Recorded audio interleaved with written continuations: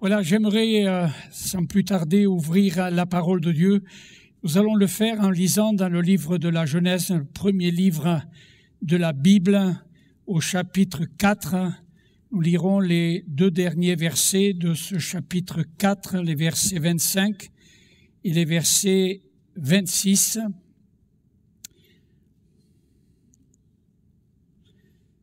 Genèse chapitre 4, versets 25 et 26, où il est dit « Adam connut encore sa femme, et elle enfanta un fils, et l'appela du nom de Seth, car, dit-elle, Dieu m'a donné un autre fils à la place d'Abel que Caïn a tué.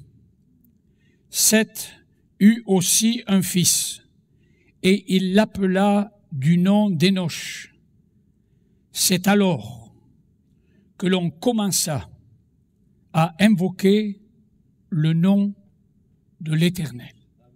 Et c'est sur ce verset surtout que nous voulons nous arrêter tout particulièrement ce matin, et l'on commença à invoquer le nom de l'Éternel. Et si l'on a commencé à faire cela, à avoir cette démarche vers Dieu, il y a une raison profonde qui a fait que des hommes, des femmes ont pris profondément conscience de leurs besoins profonds, de leurs besoins intérieurs, de leurs besoins dans la vie de tous les jours, du secours, de l'aide du Dieu créateur du ciel et de la terre, qui ont pris conscience qu'eux-mêmes étaient des créatures, non pas nées du hasard, mais créées par Dieu lui-même, ont pris conscience que si Dieu les avait créés, Dieu s'occupe et veut s'occuper aussi de ce qu'il crée. Il veut s'occuper de vous et de moi. Il veut s'occuper de tout homme et de toute femme, d'ici et d'ailleurs. C'est son désir profond. Nous avons lu ces deux versets qui terminent le chapitre 4, mais tout ce chapitre 4 nous parle de la postérité de Caïn et de quelle façon par lui, Caïn et sa descendance, le mal s'est répandu dans le monde par la violence, l'orgueil, la jalousie, l'immoralité sous toutes ses formes.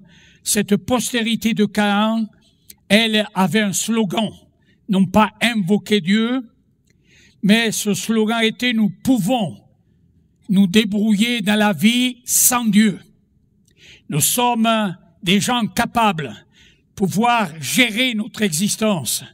Sommes capables, sommes en mesure de solutionner les problèmes de la vie. Nous sommes en mesure de pouvoir ainsi nous passer de Dieu, nous débrouiller sans lui. » Et c'était vrai. À l'origine du monde, c'est hélas vrai. Aujourd'hui, encore. Comme l'a dit quelqu'un, les hommes sans Dieu ont fait un monde à son image et à sa ressemblance. Et si le monde est ce qu'il est, et si le monde est ce qu'il est, il nous fatigue, et parfois nous angoisse, et nous font soupirer en tant que chrétiens, à dire « Seigneur Jésus, reviens bientôt ». Pas facile de vivre sur une terre qui est gouvernée par un monde, par des hommes qui n'ont aucune crainte de Dieu. Pas facile. Mais nous avons, en tant qu'enfants de Dieu, une opportunité extraordinaire. La Bible dit « Le royaume de Dieu est venu vers nous ». Il est venu dans la personne de Jésus-Christ. Et nous avons saisi cette opportunité formidable de saisir et de mettre notre confiance dans le Christ Jésus. Et c'est là notre privilège, un privilège pour lequel nous le louons et nous le célébrons. chaque instant de chaque jour et pas seulement pendant quelques instants ce matin.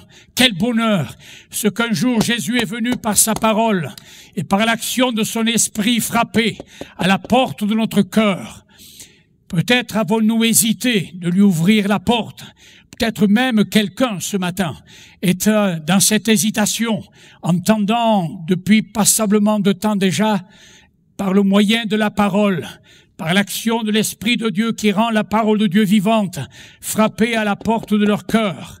Peut-être êtes-vous en train de regarder par l'œilleton de votre porte et vous reconnaissez la personne qui est derrière la porte. Vous avez entendu parler de lui, mais vous hésitez à ouvrir la porte. Je dis parfois ceci, c'est que dans la porte de notre vie, il n'y a de poignée qu'à l'intérieur et pas à l'extérieur. Voyez-vous, Jésus est quelqu'un de poli. Il ne force la porte de personne. Les sectes viennent forcer la porte de notre vie. Jésus est poli. Jésus nous respecte parce qu'il est notre créateur. Il nous aime et nous respecte. Il frappe simplement. C'est à vous. Tournez sous la poignée et de lui ouvrir, non pas d'entrebâiller la porte. Parfois, c'est ce que certaines personnes font. Elles regardent par l'œilleton, elles entrouvrent la porte, elles mettent même un petit clapet, n'est-ce pas, de crainte que la personne force la porte de leur maison, n'est-ce pas, mais vous y avez ouvert la porte. Et ce matin, le Seigneur voudrait aussi vous encourager à vraiment ne pas rester à regarder derrière l'œilleton ou à la porte entrebâillée, mais lui ouvrir la porte de votre vie. Il veut y entrer. Quelqu'un un jour inviter une personne. Et cette personne qui invitait dit à l'invité, quand tu viendras chez moi, tu sonneras avec le coude. Alors, personne ne comprend pas. Il lui dit, mais comment quelqu'un d'aussi intelligent que toi, tu n'as pas trouvé un autre moyen que de devoir sonner avec le coude? Il a dit, mais non, j'espère que lorsque tu vas venir chez moi, tes bras seront tellement chargés de cadeaux pour moi que tu sonneras avec le coude. Eh bien, c'est vrai que Jésus est chargé. Ses bras sont chargés de choses extraordinaires dont notre vie, votre vie a besoin. Et il voudrait vous les communiquer, il vous les apporte. Des choses que vous n'avez peut-être jamais imaginées ou pensées. Dieu est riche pour tous ceux qui lui ouvrent la porte de leur vie. Alléluia. Voilà, c'était une petite introduction. Je ne l'ai pas dit tout à l'heure, je ne sais pas pourquoi je l'ai dit, mais je vous le dis parce que c'est venu comme ça. Et peut-être quelqu'un ce matin est interpellé par cette parole. Donc, le monde dans lequel nous vivons n'est pas un monde qui cherche Dieu, mais un monde qui rejette Dieu. Le livre de Job au chapitre 35, versets 9 à 11 dit ceci, on crie, ça c'est le monde, on crie contre la multitude des oppresseurs, on se plaint de la violence d'un grand nombre. C'est le monde dans lequel on vit. Mais nul ne dit, où est Dieu, mon Créateur, qui inspire des chants d'allégresse pendant la nuit, qui nous instruit plus que les bêtes des champs et nous donne l'intelligence plus qu'aux oiseaux du ciel. Mais nul ne dit, où est Dieu? Peut-être négligez-vous dans votre vie de chercher Dieu. Et ce matin, la parole de Dieu est là pour nous encourager à faire de cette recherche de Dieu dans tous les besoins de votre existence, non pas de temps en temps, mais d'une manière constante et personnelle. Nous avons lu dans la première lecture du livre de la Genèse, où il est fait mention pour la première fois dans la Bible de la prière. Des hommes, des femmes ont pris conscience de ce besoin de Dieu dans leur vie, de l'intervention permanente de Dieu dans la vie, et ils se sont unis, puisqu'il est dit, on commença à invoquer l'Éternel. Bien sûr, la prière est personnelle, mais la prière est aussi collective. Bien sûr que nous prions chez nous et nous devons prier chez nous, invoquer Dieu chez nous. Mais nous devons l'invoquer aussi en Église, ensemble, unis ensemble. C'est tellement important. On a commencé à s'unir pour invoquer le Seigneur ensemble. Dans la Bible, le mot en hébreu traduit par invoquer signifie appeler à l'aide, crier vers l'Éternel pour avoir de l'aide. Et le terme grec signifie appeler une personne par son nom. Exemple, les enfants d'Israël crièrent à l'Éternel. Lorsque nous prions quelqu'un, je me souviens, une dame, j'étais à Somala à Bordeaux, une dame vient pour la première fois dans une réunion. À la sortie, elle me dit, mais vous parlez à Dieu comme s'il était présent. Et je lui dis, mais madame, vous dites une vérité, Dieu est présent. On parle à quelqu'un, on ne parle pas des murs, on ne parle pas du bois, on ne parle pas du bronze, on ne parle pas de la pierre, on parle à quelqu'un. Alléluia. Ils ont invoqué quelqu'un. Ils ont invoqué le Dieu qui a créé le ciel et la terre, le Dieu qui les a créés, le Dieu qui les appelle ses créatures, qui veut en faire ses enfants. Ils ont invoqué l'Éternel, le nom de l'Éternel. La Bible dit, quand un malheureux crie à l'Éternel, l'Éternel l'entend et le délivre.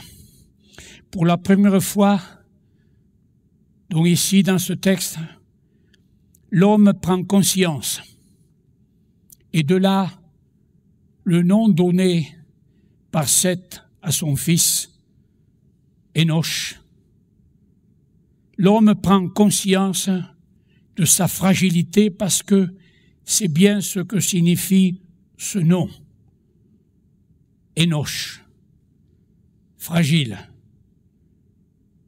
mortel, limité, faible, impuissant. Et donc, Seth et tous ceux qui étaient autour de lui ont pris conscience de cela. Mais vraiment conscience. C'était pas superficiel. C'était pas une idée, un rêve comme ça, un cauchemar. Mais c'est une prise de conscience réelle qu'ils étaient des êtres fragiles, peut-être beaux, costauds. Je me souviens un jour d'un homme qui me dit, regardez, monsieur le pasteur, regardez un petit peu, mettez votre main là. Ah, il avait des muscles. Il n'en avait pas trop là-dedans, mais là, il en avait. N'est-ce pas? Parfois, on s'imagine qu'on est beau, on est costaud. Non. Prends conscience d'une réalité profonde qui est en chacun d'entre nous. Et nous devons en prendre conscience comme ces gens-là en ont pris conscience. Comme dans toute la Bible, nous voyons des hommes et des femmes prendre conscience de leur fragilité, prendre conscience de leur faiblesse, prendre conscience de qu'ils étaient chancelants, tremblants, qu'ils étaient des mortels.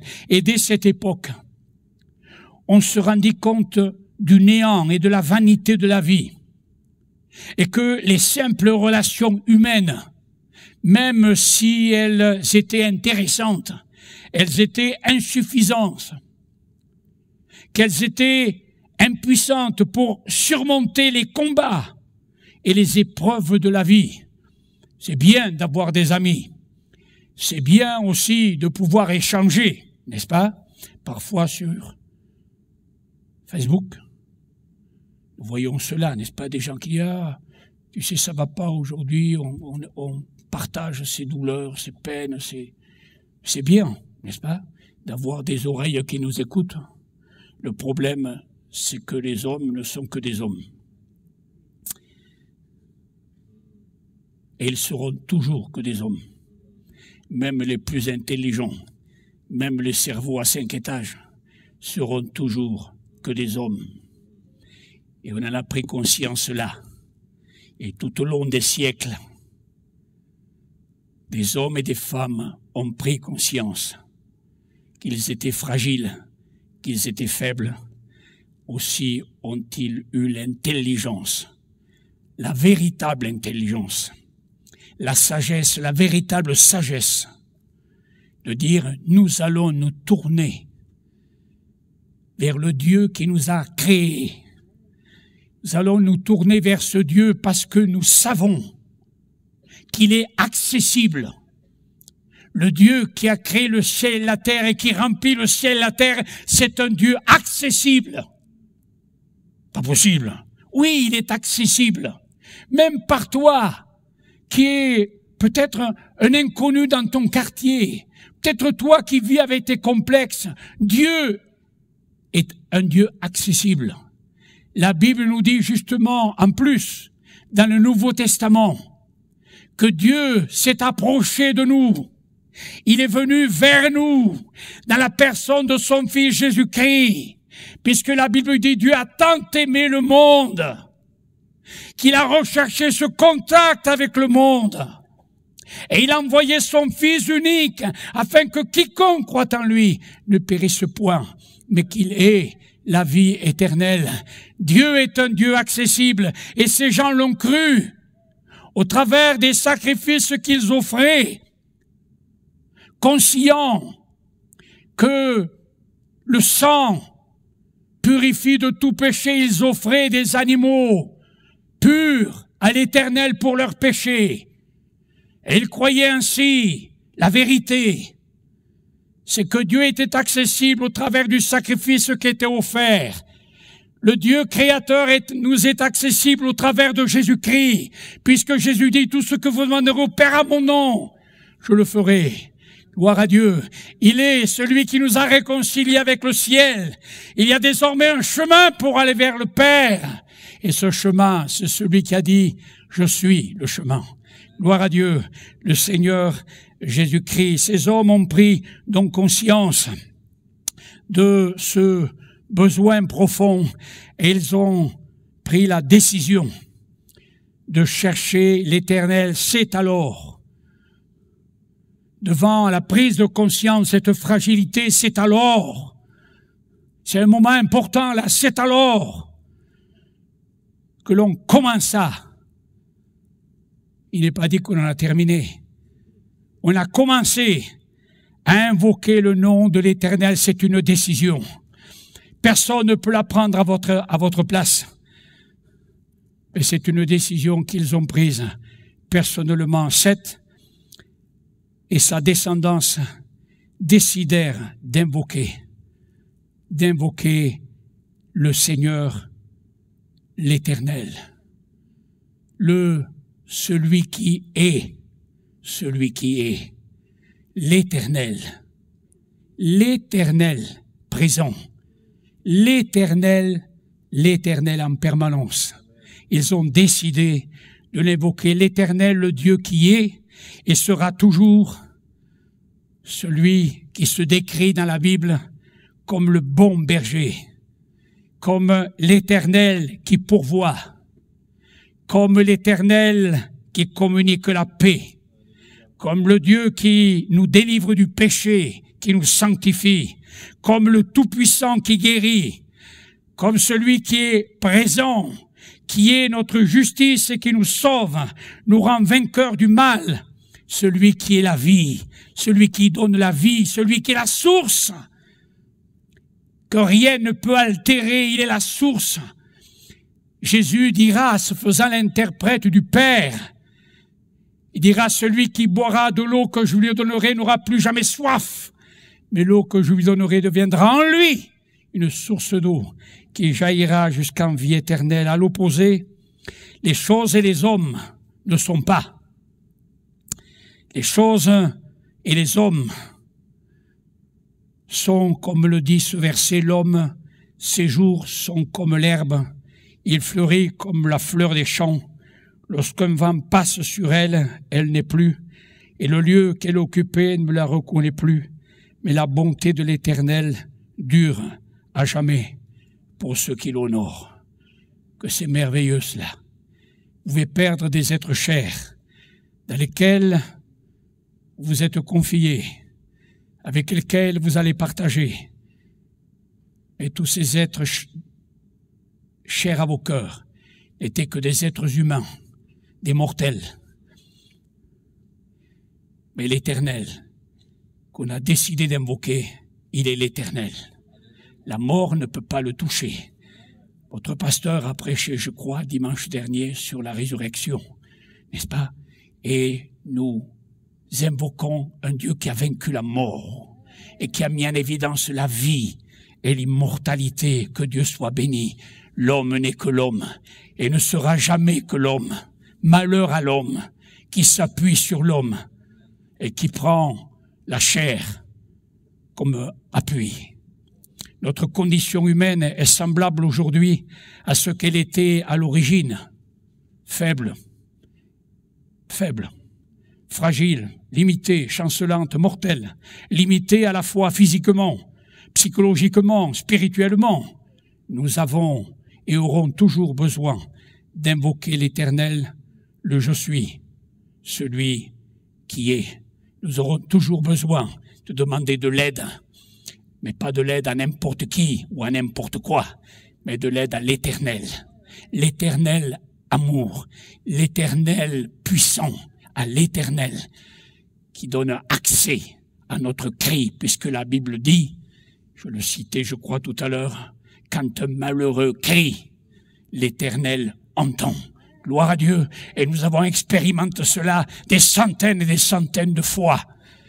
Oui, nous avons crié à Dieu, parfois dans les larmes, parfois parce que la barque de notre vie était ballottée par des flots dévastateurs. Et nous avons crié à Dieu. Nos yeux humains ne le voyaient pas, mais les yeux de notre cœur savaient qu'il était là, puisqu'il a dit « Je suis avec vous tous les jours ». Lorsque le soleil brille, ou lorsque les nuages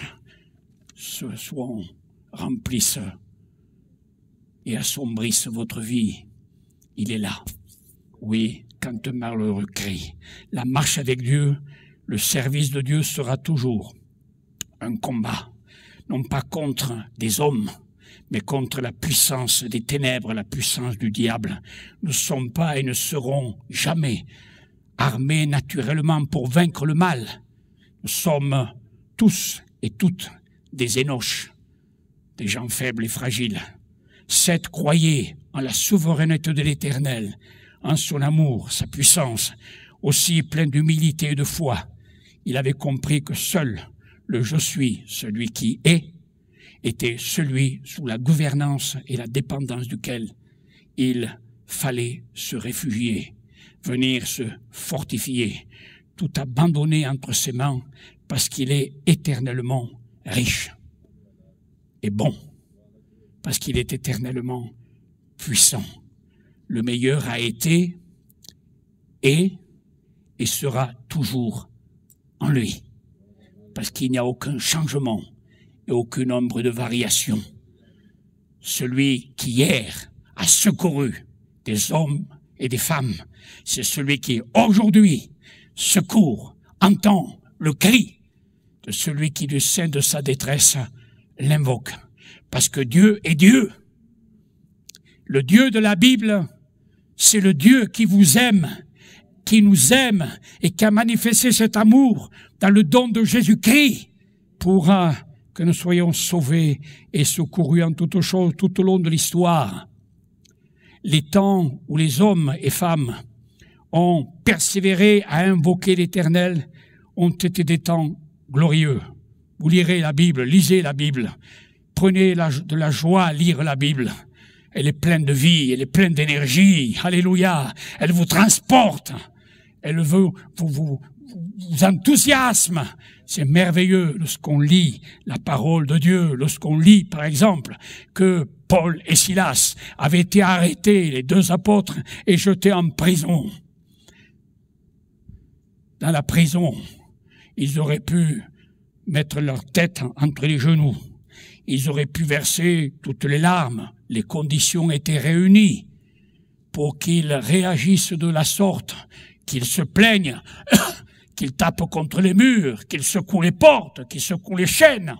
Non, dans la prison, confiant qu'ils étaient dans le Dieu éternel, dans le Dieu d'amour, dans le Dieu tout-puissant, ils louaient et adoraient Dieu dans la prison. Alléluia.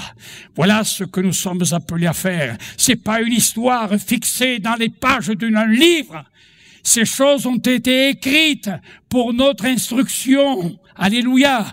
Oh, je me réjouis lorsque dans mon fauteuil, je lis la parole de Dieu ou j'écoute un chant qui glorifie le Seigneur. Mes yeux se mouillent de larmes, de reconnaissance à l'égard de Dieu. Je me lève et dans mon appartement, tout seul, je lève mes mains et je bénis Dieu. Parce qu'il est un Dieu d'amour, un Dieu puissant dans lequel on peut se reposer, lui faire confiance. Oui, alors qu'ils étaient en train, dans la prison, de louer, d'adorer Dieu, Dieu est intervenu. L'Église invoquait Dieu pour eux. Il y avait des croyants qui étaient réunis et qui invoquaient Dieu. Et à un moment, l'Esprit de Dieu est descendu là, dans cette cellule. Ceux qui les gardaient, se demandaient qu'est-ce qui se passait, n'est-ce pas? Ils ont dû peut-être les prendre pour des fous, mais eux, ils célébraient Dieu. Dieu a fait un tremblement de terre. Ciblé sur la prison. Ok? Bien ciblé. Ça débordait ni d'un côté ni de l'autre. C'était ciblé sur la prison. Les chaînes des prisonniers sont tombées, les portes sont ouvertes. Et Paul et Silas étaient libres. Le geôlier n'en revenait pas. N'est-ce pas? Il s'est converti, lui et sa famille. Quand on invoque Dieu, quand on vit ce que la Bible appelle la vie de l'esprit, mais c'est une vie extraordinaire, et c'est peu de le dire, hein, parce que les mots sont faibles. Extraordinaire, c'est faible. On le dit de tout, notamment sur Facebook, n'est-ce pas? On le dit pour rien. Mais c'était sensationnel. Et ce Dieu-là, c'est notre Dieu. Ce Dieu-là, c'est le Dieu qu'on a invoqué dès le début. C'est le Dieu que l'Église invoque aujourd'hui encore. C'est le Dieu que nous invoquons et qui veut accomplir des choses extraordinaires. Je le citais tout à l'heure et je peux le reciter encore aujourd'hui, maintenant, dans cette heure, dans le livre des Actes des Apôtres. Il nous est dit que l'Église était persécutée, et c'est pas d'hier, ça a toujours été comme ça. L'Église aurait pu, dans cette persécution, être arrêtée dans son élan s'il n'y avait eu cette connaissance de la possibilité, de l'opportunité qui leur était donnée d'appeler à l'aide le Seigneur dans lequel ils avaient placé leur foi. Il nous est dit que ces gens, ces disciples, avaient été interdits de prêcher l'Évangile. On y va tout doucement, hein? On y va tout doucement. Pas seulement dans les pays loin de nous, mais même dans notre pays. Et là, on leur a interdit avec menace d'annoncer le nom de Jésus. Alors ils sont venus chargés de ce fardeau, ils sont venus vers les leurs et ils ont parlé un petit peu de ce qu'ils venaient d'expérimenter, de ce qu'ils venaient d'entendre. Ils faisaient le rapport. Alors ça aurait pu mettre tout le monde par terre, hein. Ils auraient pu prendre des décisions complètement insensées à vue spirituelle. Mais ils ont pris une décision spirituelle. La décision d'hommes et de femmes de l'esprit, d'hommes et de femmes de la parole, d'hommes et de femmes de Dieu, d'hommes et de femmes qui croyaient à la puissance de Dieu. Et ils se sont mis ensemble à prier et à exposer à Dieu la situation. Ok? Dans des mots simples, dans des mots de tous les jours. Pas dans des mots savants, mais dans des mots d'hommes, de femmes, simples. Ils ont exposé la situation. Et alors qu'ils étaient en train de prier, l'Esprit de Dieu est descendu dans ce lieu dans lequel ils se trouvaient. Ils ont tous été remplis du Saint-Esprit. Ceux qui étaient à Christ, leur a été communiqué par l'Esprit de Dieu. Cet esprit de force et de courage qui animait le Christ lorsqu'il marchait sur la terre, qui le rendait vainqueur, imperturbable, leur a été communiqué là dans leur vie. Et il nous est dit qu'ils ont annoncé la parole de Dieu avec une pleine assurance. Alléluia. Oui, le Seigneur est merveilleux. Le Seigneur est tout-puissant. Je disais tout à l'heure, cité rapidement, dans le livre d'Esther, nous avons une histoire merveilleuse, une histoire. Vous ne me prenez pas, ces choses, je le répète, ont été écrites pour notre instruction. C'est pas écrit dans le passé. C'est pas des choses d'hier, c'est des choses d'hier pour aujourd'hui. Ok? Les Juifs étaient menacés d'extermination. Un véritable génocide se préparait parce qu'il y avait un homme appelé Aman qui avait une haine du peuple de Dieu, du peuple juif. Et il voulait les détruire dans le pays où ils avaient été amenés en captivité. Il y avait une femme qui s'appelait Esther, qui était devenue reine. Reine, non pas parce qu'elle avait fait jouer des coudes pour devenir reine, mais parce que Dieu avait conduit les choses. Dieu est à la manœuvre. Alléluia, nous avons un Dieu qui est à la manœuvre. Amen. Un Dieu qui tient les rênes. Alléluia. Et Dieu avait placé cette femme pour être la femme du roi. Cette femme reçoit la visite de son oncle Mardoché qui lui expose la situation. Et qui lui dit, il faut que tu ailles vers le roi et que tu lui expliques un petit peu le comment et le pourquoi, afin qu'il intervienne et que tout ce peuple destiné à être détruit ne le soit pas. Alors cette femme a peur. Mais elle le dit à Mardoché, son oncle. Il lui dit, écoute, tu vas aller et vous allez prier pour moi, vous allez jeûner pour moi, et moi j'irai vers le roi, alors que je n'ai pas le droit d'aller vers lui, parce que je n'ai pas été appelé à venir vers lui. Mais si je dois mourir, je mourrai. Elle s'est confiée dans le Dieu, dans son Dieu. Elle est allée voir le roi, elle n'est pas morte, hein, parce que Dieu veille sur ses enfants. Mais Dieu est intervenu pour sauver le peuple. Vous lirez l'histoire d'Esther, magnifique, il y a quelques chapitres. Vous allez lire ça une soirée et vous allez aller vous coucher dans une joie et une paix parfaite, de voir la gloire du Seigneur. Je vais terminer dans quelques instants et vous dire ce que personnellement je ne serais pas là à vous parler si j'avais pas eu un père et une mère qui se tenaient pour leur fils devant Dieu pour invoquer sa grâce sur ma vie alors que j'étais en boîte de nuit. De Dieu, j'en entendais parler, j'avais même été élevé dans un petit séminaire, j'allais aux réunions parce que mes parents étaient convertis, mais je ne voulais pas de Dieu dans ma vie parce que je pensais que c'était un empêcheur de tourner en rond et de m'empêcher de faire ce que je voulais faire et qui allait à coup sûr me détruire. Mais mon père et ma mère, tous les dimanches soirs, ils se tenaient devant Dieu, ils invoquaient Dieu pour le fiston. Ils savaient où il était, mais ils invoquaient afin que Dieu vienne là où j'étais. Et alors ce soir-là, alors que j'étais sur la piste de danse, je venais d'arriver, il y avait peu de temps, avec mon collègue, avec la mobilette, pas seulement la Vespa, n'est-ce pas? Ça n'existe plus, mais c'était avant. Et donc là, sur la piste de danse, je suis saisi. Et je dis, mais qu'est-ce que tu fais là? Une panique qui me saisit. Qu'est-ce que tu fais là? Je ne peux pas rester plus longtemps. Je veux voir mon collègue. Je lui dis, il faut que tu me ramènes. On vient d'arriver, il faut que tu me ramènes. Et je suis rentré. Il m'a chalé sur son scooter. Je suis rentré chez moi. Ça a été la dernière fois que j'ai mis les pieds dans ce Dieu-là. Dieu m'avait visité. Parce qu'il y avait un papa et une maman qui intercédaient. La puissance de la prière, du cri vers Dieu. Alléluia. Gloire à Dieu, le Seigneur est merveilleux, il est extraordinaire. Alors on fait quoi maintenant? Quelqu'un a dit, dans le combat contre Satan, contre le mal, on prie ou on plie? On prie, dites amen là. Ou on plie, là dites pas amen. dans la lutte, dans les luttes que nous avons à mener. Soit on prie, soit on invoque Dieu, soit on est cuit. Il n'y a pas d'autre issue.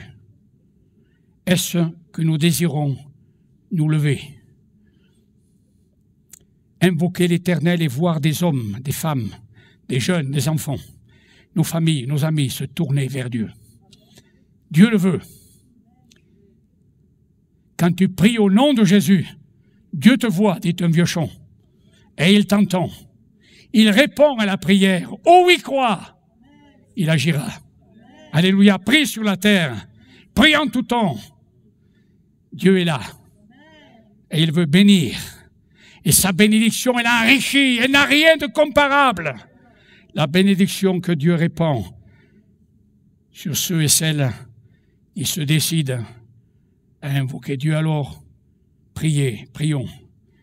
Quand nous prions, le ciel s'ouvre et le Saint-Esprit est répandu et agit, prenant de ce qui est à Christ, en remplissant notre cœur, et la gloire de Dieu se manifeste au travers de nos vies, faisant de nous, dans l'Église, dans nos maisons, au milieu des personnes qui nous entourent, des témoins puissants de ce que Dieu est et de ce qu'il accomplit. Il est le même. Il ne change pas. Il est le même. Le Dieu de la Bible. Nous avons l'habitude de dire, elle est vivante, la Bible. Et c'est vrai. Dans ce qui est écrit, ça l'est pour notre instruction. Dieu veille sur sa parole afin de l'accomplir. Et de l'accomplir aujourd'hui, dans ta vie, dans ma vie, dans notre vie. Prenons la décision de lui donner dans notre vie la place centrale. C'est ce que Dieu désire. Faites en tout temps, par l'Esprit, avec l'aide de l'Esprit de Dieu qui est en vous, toutes sortes de prières, de supplications, et veillez à cela avec une entière persévérance. Et je terminerai en disant ce que j'ai dit tout à l'heure aussi. Ce dimanche 18 avril 2021, à 12h08, c'est en face de moi, j'ai décidé de faire désormais de la prière et de l'adoration la priorité de ma vie chaque jour. Et alors, tout dans votre vie, au travers de votre vie, va être différent. Alléluia, parce que Dieu est bon, parce que Dieu veille sur ce qu'il a dit, afin de l'accomplir dans vos vies, au travers de vos vies, au travers de nos vies. C'est sa volonté. Merci de nous avoir suivis sur notre chaîne YouTube. Vous avez aimé cette vidéo? Alors je vous invite à mettre un pouce bleu ainsi qu'à vous abonner. La vision de notre Église, c'est le salut en Jésus, car lui seul sauve. Alors si vous souhaitez en savoir plus, ou si vous avez des questions, contactez-nous par mail ou sur notre site www.eglisealana.fr. Pour assurer sa mission, l'Église fonctionne par la générosité de ses membres. Vous avez la possibilité de nous soutenir par vos dons en cliquant sur le lien qui se trouve dans la description de cette vidéo. À très bientôt et que Dieu vous bénisse.